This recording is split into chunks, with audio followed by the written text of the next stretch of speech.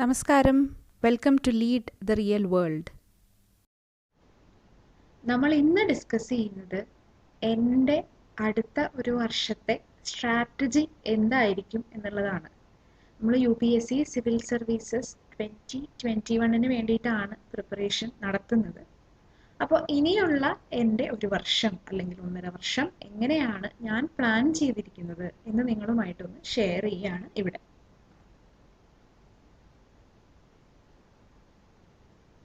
ആദ്യമായിട്ട് എനിക്ക് നിങ്ങളോട് പറയാനുള്ളത് എന്തുകൊണ്ട് ഒരു ടൈം ടേബിൾ വേണം എന്നതിനെ കുറിച്ചാണ്. നമ്മൾ ചെറിയ ക്ലാസ്സുകളിലൊക്കെ പരീക്ഷ അടുക്കുമ്പോൾ ഒരു ടൈം ടേബിൾ ഒക്കെ പ്രിപ്പയർ ചെയ്യും, അതനുസരിച്ച് പഠിക്കാനും ഒക്കെ ശ്രമിക്കും. 10ാം ക്ലാസ് വരെ അല്ലെങ്കിൽ +1 +2 വരെയൊക്കെ നമ്മളത് ചെയ്തിട്ടുണ്ടാവും. കോളേജ് സമയത്ത് എല്ലാവരും ഒന്നും അങ്ങനെ ചെയ്തിട്ടുണ്ടാവില്ല. നമ്മൾ പരീക്ഷ അടുക്കുമ്പോൾ അല്ലെങ്കിൽ സ്റ്റഡി ലീവ് ഏകദേശം അവസാനിക്കാറാകുമ്പോൾ ആണ് നമ്മൾ പഠിക്കാൻ തുടങ്ങുക. എങ്ങനെയെങ്കിലും ഒക്കെ ആ അവസാനത്തെ 3 ദിവസം കൊണ്ട് തട്ടിക്കൂട്ടി ആദ്യത്തെ പേപ്പർ ഏതാണോ അതിനു വേണ്ടിയൊക്കെ പഠിക്കും. പിന്നത്തെ എല്ലാ പരീക്ഷകൾക്കും നമ്മൾ അതിന്റെ തലേ ദിവസമായിരിക്കും പഠിക്കാൻ തുടങ്ങുക. നോർമലി അങ്ങനെയാണ് സാധാരണ ഒരു വ്യക്തി, പഠിപ്പി അല്ലാത്ത ഒരു വ്യക്തി അങ്ങനെയാണ്. അപ്പോ സിവിൽ സർവീസിന്റെ കേസിൽ എന്തുകൊണ്ട് ഒരു വ്യത്യസ്ത സമീപനം ആവശ്യമുണ്ട് എന്ന ചോദ്യത്തിന്റെ ഉത്തരം തന്നെ ആ പരീക്ഷയുടെ കാഠിന്യമാണ് മറുപടി.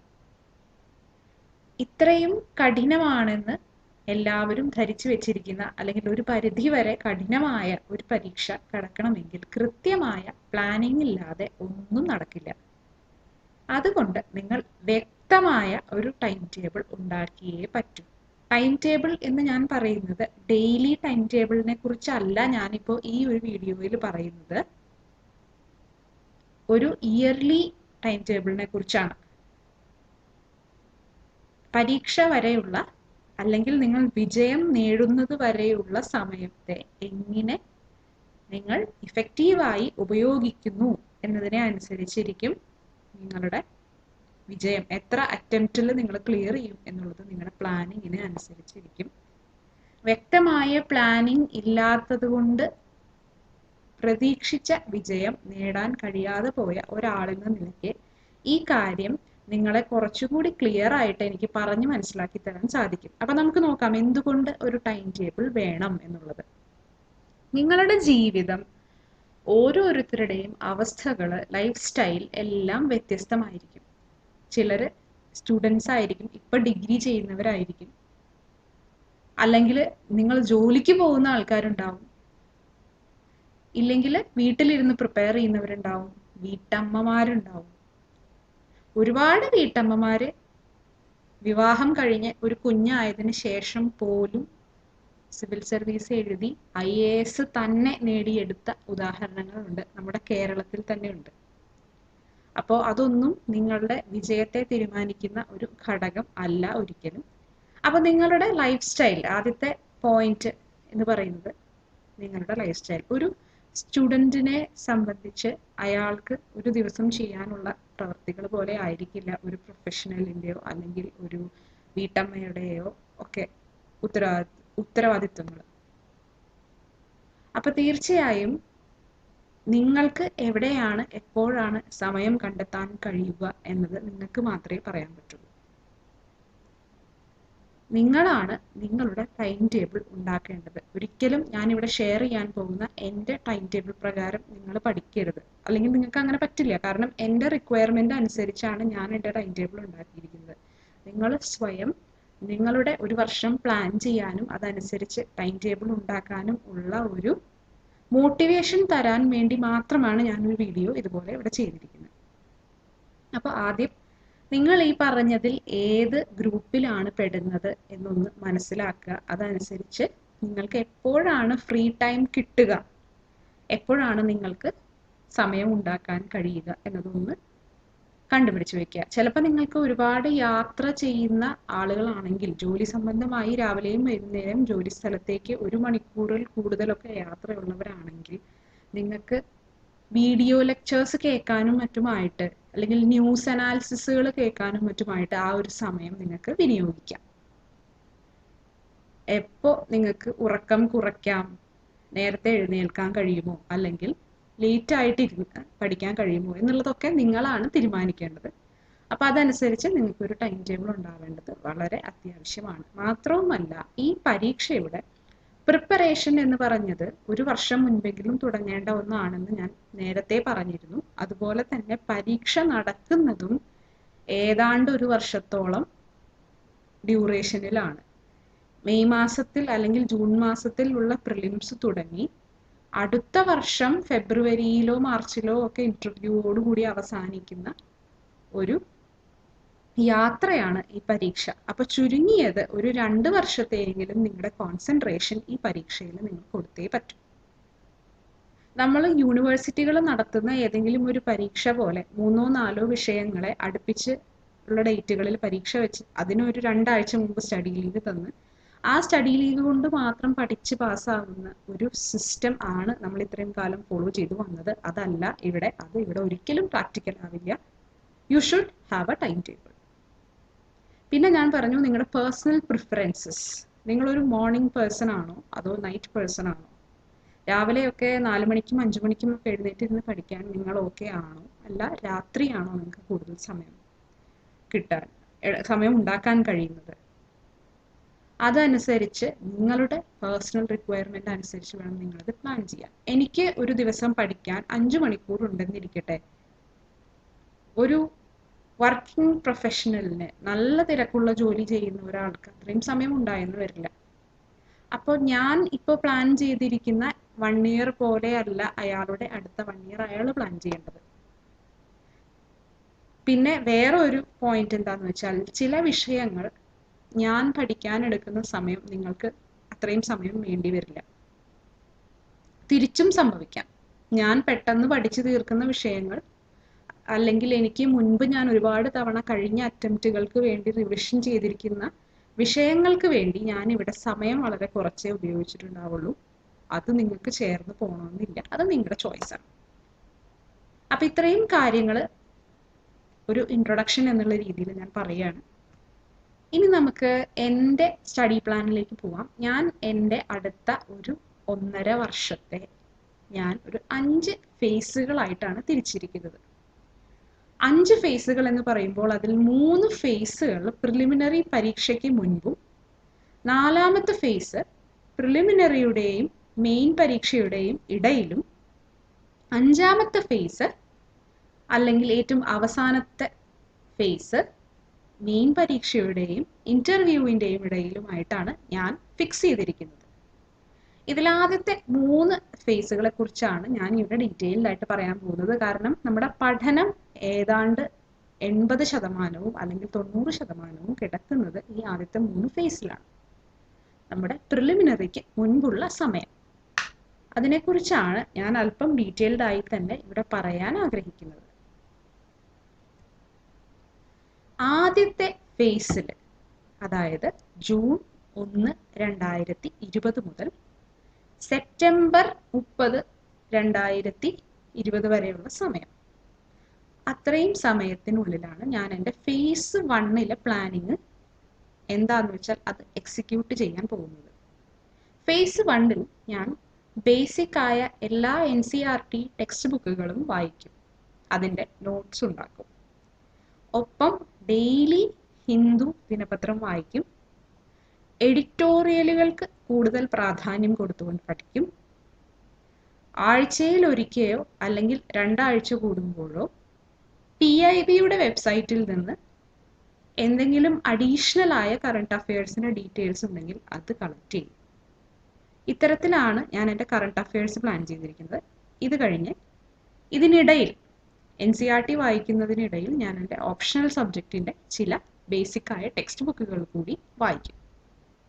ഞാൻ NCERTയുടെ ക്ലാസ്സുകൾ ഇവിടെ തുടങ്ങുന്നത് ആദ്യം ഹിസ്റ്ററിയുടെ ബുക്സ് വെച്ചിട്ടാണ്. കാരണം എൻ്റെ ഓപ്ഷണൽ സബ്ജക്റ്റ് ഹിസ്റ്ററി ആയതുകൊണ്ട് എനിക്ക് എത്രയും പെട്ടെന്ന് ഹിസ്റ്ററിയുടെ NCERT കംപ്ലീറ്റ് ചെയ്തതിന് ശേഷം വേണം പാരലൽ ആയിട്ട് എൻ്റെ ഓപ്ഷണലിൻ്റെ ബുക്സ് വായിച്ചു തുടങ്ങാൻ. അതുകൊണ്ട് ആദ്യം ഞാനിവിടെ ഡീൽ ചെയ്യുക ഹിസ്റ്ററിയുടെ NCERTs ആയിരിക്കും. അപ്പം അങ്ങനെ ബേസിക് NCERTസും എൻ്റെ കറണ്ട് അഫയേഴ്സും ഓപ്ഷണൽ സബ്ജക്റ്റും ഞാൻ പഠിച്ചുകൊണ്ടിരിക്കും ഫേസ് 1.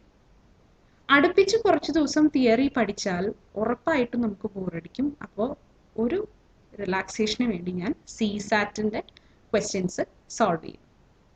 CSAT എന്ന് പറഞ്ഞാൽ നമ്മുടെ ഈ ലോജിക്കൽ റീസണിങ്ങും കുറച്ച് കമ്മ്യൂണിക്കേഷൻ കോംപ്രഹെൻഷൻ ഒക്കെയാണ്. അപ്പോൾ അതൊന്ന് മനസ്സിനെ ഒന്ന് റിലാക്സ് ചെയ്യാൻ വേണ്ടി ഇടയ്ക്കൊരു ദിവസം നമുക്ക് അതിനു വേണ്ടി ഒന്ന് ഡിവോട്ട് ചെയ്യാം.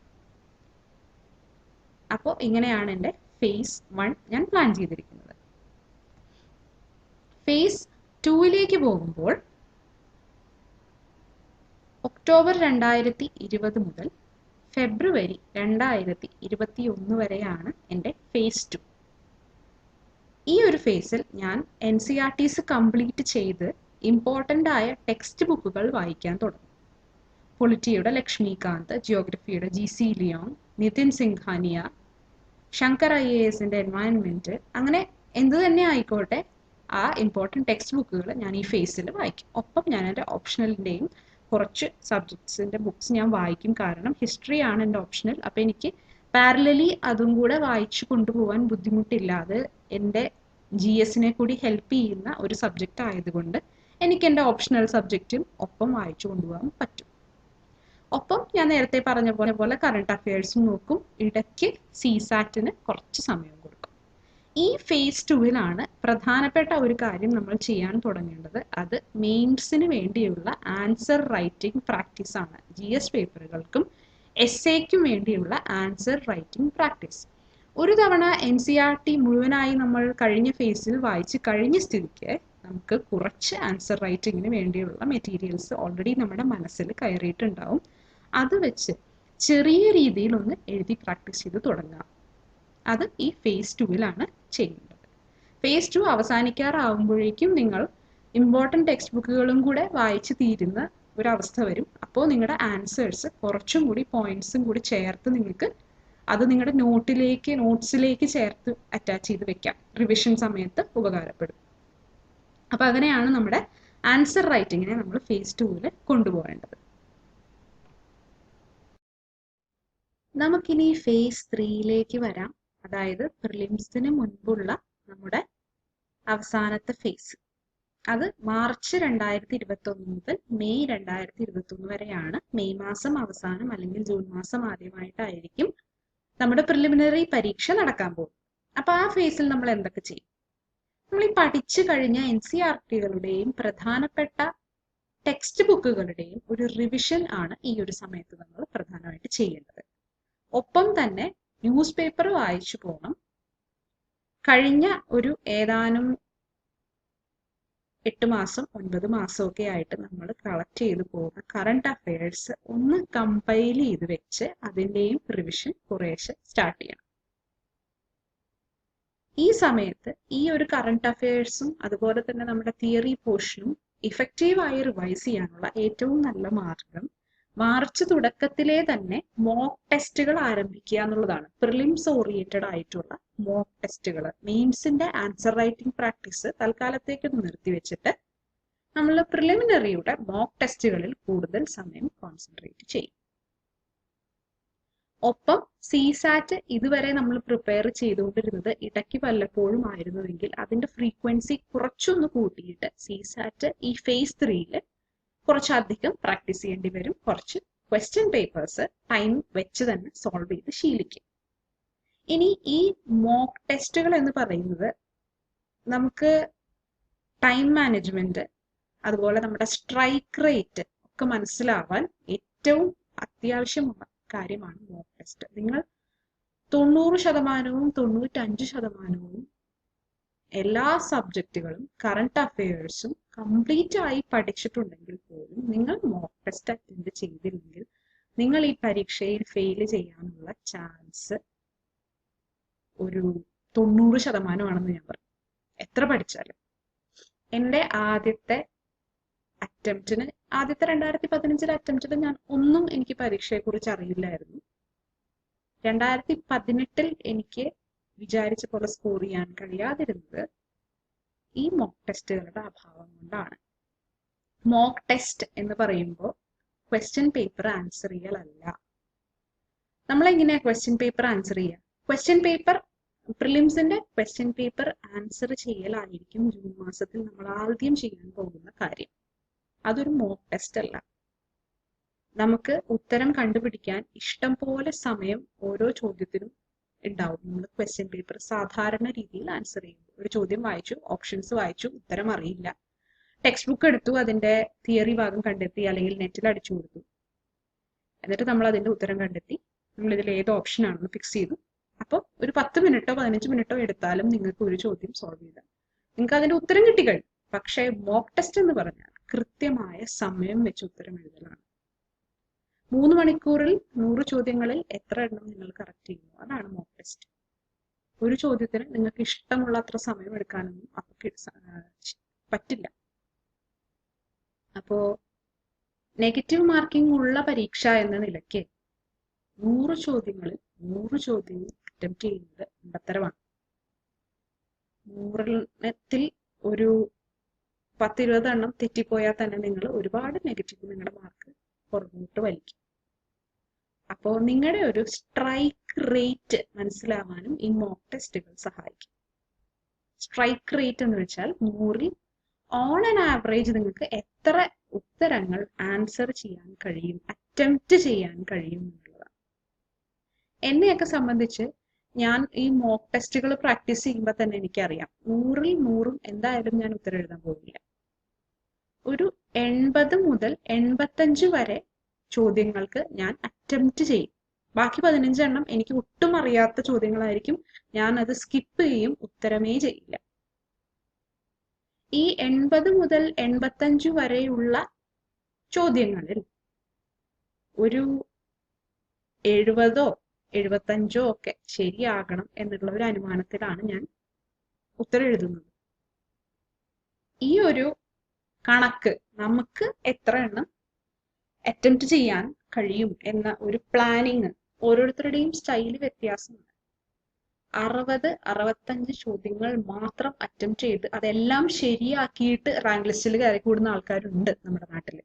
അപ്പൊ അതുകൊണ്ടാണ് ഞാൻ പറഞ്ഞത് ഇത് തികച്ചും പേഴ്സണൽ ആയ ഒരു പ്രോസസ്സാണ്. എങ്ങനെ നിങ്ങളുടെ സ്ട്രൈക്ക് റേറ്റ് കണ്ടെത്താം, അത് നിങ്ങൾ ഒരു 10-30 മോക്ക് ടെസ്റ്റ് എങ്കിലും ചെയ്താലാണ് നിങ്ങൾക്ക് മനസ്സിലാവുള്ളൂ എവിടെയാണ് എനിക്ക് എന്തൊക്കെയാണ് ക്ലിക്ക് ആവുന്നത് പെട്ടെന്ന്, അല്ലെങ്കിൽ ചില സബ്ജക്റ്റുകൾ വായിക്കുമ്പോൾ എന്തുകൊണ്ടാണ് എനിക്ക് ഉത്തരത്തിലെത്താനുള്ള ബുദ്ധിമുട്ട്. അപ്പോ എന്റെ വീക്ക് പോയിന്റ് ഏത് സബ്ജക്റ്റ് ആണ്? എന്റെ മിക്കവാറും weak point science and technology ആയിരുന്നു. കാരണം ഈ സാറ്റലൈറ്റുകളുടെ പേരുകളോ അതിന്റെ ഓരോന്നിന്റെയും ഫീച്ചറുകളോ ഒക്കെ എത്ര പഠിച്ചാലും എന്റെ മനസ്സിൽ നിന്നും വരില്ല. അതുപോലെ തന്നെ ചില ബയോളജിക്കൽ നെയിമുകൾ, അങ്ങനെയുള്ള കാര്യങ്ങൾ ഓരോരുത്തർക്കും ഓരോ വീക്ക് പോയിന്റ് തീർച്ചയായിട്ടും ഉണ്ടാവും.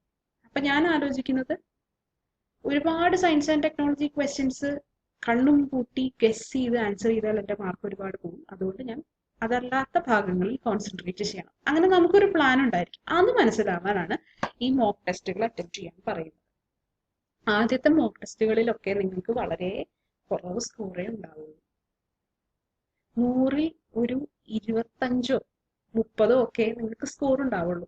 എന്നുവെച്ചാൽ അത്രയും കുറവ് ക്വസ്റ്റ്യൻസ് നിങ്ങൾക്ക് കറക്റ്റ് ശരിയാക്കാൻ പറ്റിയിട്ടുണ്ടാവുള്ളൂ. സാരമില്ല, 30 മോക്ക് ടെസ്റ്റ് ആകുമ്പോഴേക്കും എന്തായാലും നിങ്ങൾ ഇമ്പ്രൂവ് ആവും. അപ്പോൾ അങ്ങനെ മോക്ക് ടെസ്റ്റുകൾ ചെയ്യുക. അത് GSന്റെ മാത്രമല്ല CSATന്റെയും മോക്ക് ടെസ്റ്റുകൾ ചെയ്യുക. ഈ ഒരു ഫേസിൽ മാർച്ച് മുതൽ മെയ് വരെയുള്ള സമയത്താണ് നിങ്ങൾ ഇന്ത്യ ഇയർബുക്ക് എന്ന പുസ്തകം പരിചയപ്പെടേണ്ടത്.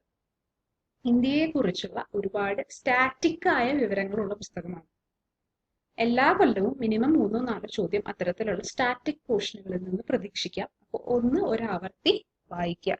കുറച്ചധികം പേജുകൾ ഉണ്ടെങ്കിലും ഒരു 1-2 ദിവസം എടുത്ത് ഒന്ന് ഓടിച്ചു വായിക്കുക. അത് കഴിഞ്ഞാണ് എക്കണോമിക് സർവേയും യൂണിയൻ ബജറ്റും. അതും ആ ഒരു കാലഘട്ടത്തിൽ തന്നെയാണ് പബ്ലിഷ് ചെയ്യുന്നതും ബജറ്റ് അവതരിപ്പിക്കുന്നതും ഒക്കെ. അപ്പോൾ ആ ഒരു സമയത്ത് വേണം നമ്മൾ എക്കണോമിക് സർവേയും യൂണിയൻ ബജറ്റും ഡീറ്റെയിൽഡ് ആയിട്ട് പഠിക്കാം.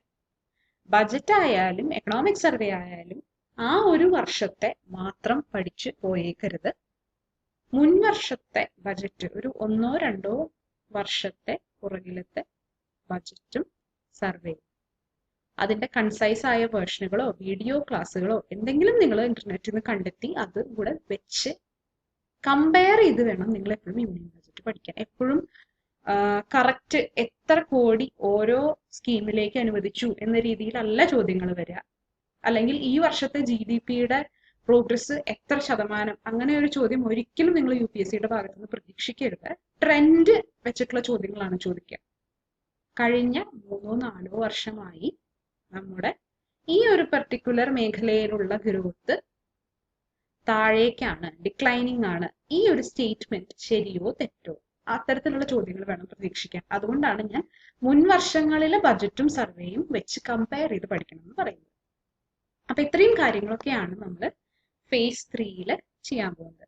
ഇനി ഞാൻ എൻ്റെ ഡേ ബൈ ഡേ ആയിട്ടുള്ള ടൈം ടേബിള്, ജൂൺ 1-ാം തീയതി ഞാൻ എന്ത് പഠിക്കും, 2-ാം തീയതി എന്ത് പഠിക്കും, അങ്ങനെ മെയ് 31 വരെയുള്ള എൻ്റെ ടൈം ടേബിൾ ഞാൻ നിങ്ങളുമായിട്ട് ഷെയർ ചെയ്യാം. ഞാൻ നേരത്തെ പറഞ്ഞു phase 1 NCERT, phase 2 important text books, phase 3 revision and mock test. ഇങ്ങനെയാണെങ്കിൽ പോലും ചെറിയ രീതിയിലുള്ള ഓവർലാപ്പുകളൊക്കെ പെർമിസിബിൾ ആണ്. നേരത്തെ NCERT വായിച്ചു കഴിഞ്ഞാൽ നിങ്ങൾക്ക് ടെക്സ്റ്റ് ബുക്കുകൾ phase 1 തന്നെ വായിച്ചു തുടങ്ങാം. തിരിച്ച് NCERT വായിച്ച് തീർന്നില്ല, 1-2 ദിവസം phase 2 കടന്നു, കുഴപ്പമില്ല, കംപ്ലീറ്റ് ചെയ്യാൻ ശ്രമിക്കുക. അപ്പൊ ഞാൻ എൻ്റെ പേഴ്സണൽ ആയിട്ടുള്ള ആ ഒരു ടൈം ടേബിൾ നിങ്ങളുമായിട്ട് ഷെയർ ചെയ്യാം. ഒരിക്കലും അത് കോപ്പി ചെയ്യരുത്. നിങ്ങൾ കുറച്ച് സമയം എടുത്ത്, നമ്മൾ ജൂൺ 1-ാം തീയതിയാണ് ഒരു കോച്ചിങ് എന്നുള്ള നിലയിൽ ഈ ചാനലിൽ ക്ലാസ്സുകൾ ആരംഭിക്കുക. അപ്പോൾ അതുവരെയുള്ള സമയം നിങ്ങൾ ഉപയോഗിക്കേണ്ടത് ഇത്തരത്തിലുള്ള ഒരു വെൽ പ്ലാൻഡ് ആയിട്ടുള്ള ഒരു സ്ട്രാറ്റജി ഉണ്ടാക്കുന്നതിലായിരിക്കണം. അതിനുവേണ്ടിയാണ് ഞാൻ ഇത്രയും നേരത്തെ തന്നെ ഇത് പ്രിപ്പയർ ചെയ്ത് നിങ്ങളുമായിട്ട് ഷെയർ ചെയ്യുന്നത്. അപ്പോൾ ഇത് കഴിഞ്ഞാൽ ഉടൻ തന്നെ നിങ്ങൾ ഞാൻ ഈ വീഡിയോയിലും മുൻപ് പറഞ്ഞ വീഡിയോകളിലുമായി ചെയ്തിരിക്കുന്ന കാര്യങ്ങൾ ഒന്ന് ചെയ്തു നോക്കുക. എന്ന് പറഞ്ഞാൽ സിലബസ് അനാലിസിസ്, മൈൻഡ് മാപ്പിംഗ് രീതിയിലുള്ള നോട്ട് പ്രാക്ടീസ്, ബുക്ക് ലിസ്റ്റ് ഒന്ന് നോക്കി വെക്കുക. അതിൻ്റെ ടെക്സ്റ്റ് ബുക്സ് എല്ലാം ഡൗൺലോഡ് ചെയ്തോ കളക്ട് ചെയ്തോ ഒക്കെ വെക്കുക. നിങ്ങൾ നിങ്ങളുടെ കമ്പ്യൂട്ടറിലാണ് മെറ്റീരിയലുകളെല്ലാം സൂക്ഷിക്കുന്നത് എന്നുണ്ടെങ്കിൽ ഓരോന്നിനും സെപ്പറേറ്റ് ആയ ഫോൾഡറുകൾ ഉണ്ടാക്കി അതിലേക്ക് സോർട്ട് ചെയ്തിടുക. പിന്നെ ഞാൻ ഈ പറഞ്ഞ പോലെ ഇനി അങ്ങോട്ടുള്ള ഒരു വർഷത്തെ പ്ലാൻ ഉണ്ടാക്കി ടൈം ടേബിൾ ഉണ്ടാക്കി വെക്കുക. അപ്പോൾ അടുത്ത വീഡിയോയിൽ ഞാൻ നിങ്ങൾക്ക് എൻ്റെ ഡീറ്റെയിൽഡ് ആയിട്ടുള്ള ടൈം ടേബിൾ ഷെയർ ചെയ്യാം. അതായിരിക്കും എൻ്റെ ഈ ടൈം ടേബിൾ വീഡിയോയുടെ പാർട്ട് 2. സോ എല്ലാവരും ഈ ജേർണിയിൽ എൻ്റെ ഒപ്പം ഉണ്ടായിരിക്കുക. നമുക്ക് 2021 UPSC സിവിൽ സർവീസസ് ക്രാക്ക് ചെയ്യണം. നല്ല ഒരു ഭാവി നമ്മുടെ രാജ്യത്തിന് ഉണ്ടാക്കി കൊടുക്കേണ്ട ഉത്തരവാദിത്വം സന്തോഷത്തോടെ ഏറ്റെടുക്കാൻ നമുക്ക് സാധിക്കട്ടെ. Let's lead the real world.